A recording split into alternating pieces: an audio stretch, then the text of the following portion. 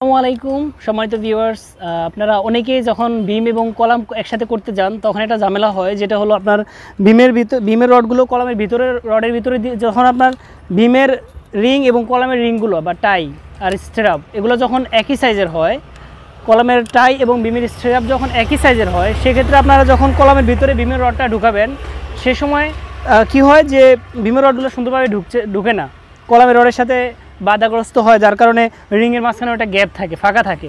তো এই ফাঁকাটা আমরা এখানে কিভাবে বন্ধ করা যায়, যারা অনেকে পারেন না এটা জিনিসটা বন্ধ করতে, তাদের জন্য ভিডিওটা বানানো। তারা এটা দেখলে হয়তো বুঝবেন, পরবর্তীতে আপনারা সেভাবে করতে পারবেন। আমি আপনাদের দেখাচ্ছি। এই যে আমাদের বাউন্ডারি ওয়ালের যেই বিমটা করা হচ্ছে এবং কলামটা করা হয়েছে, তো এখানে দেখেন আপনারা এই যে বিমের রডটা কি সুন্দর কলামের ভিতর দিয়ে চলে গেছে। এখানে আমি যদি দেখাই যে আমাদের বাউন্ডারির ওয়ালের যে কলামের রিংয়ের সাইজ হলো 6.5 ইঞ্চি এবং আমাদের সেম বাউন্ডারি ওয়ালের যে বিমের রিংয়ের সাইজও 6.5 ইঞ্চি আছে। তো এই এখন 6.5 ইঞ্চি থাকার কারণে এই রডটা আর এই দুইটা রডের সাথে লাগার কথা এবং এখানে হয়তো বা বাঁকা করে ঢুকানোর কথা।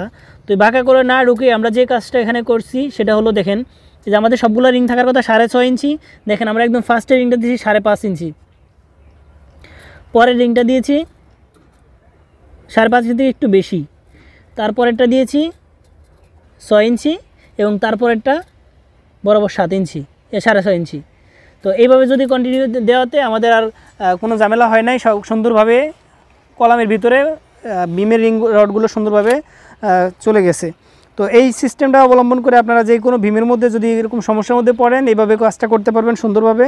ধন্যবাদ সবাইকে, ভালো থাকবেন। এই কাজটা করার জন্য হেল্প করছে আমাদের যে শহীদুল ভাই, ওনাকে কালকে বলে দিয়েছিলাম, এই জন্য উনি সুন্দরভাবে কাজটা করছে। কাজটা আমার পছন্দ হয়েছে, এই জন্য শহীদুল ভাইকে ধন্যবাদ। নাকি শহীদুল ভাই? ওকে।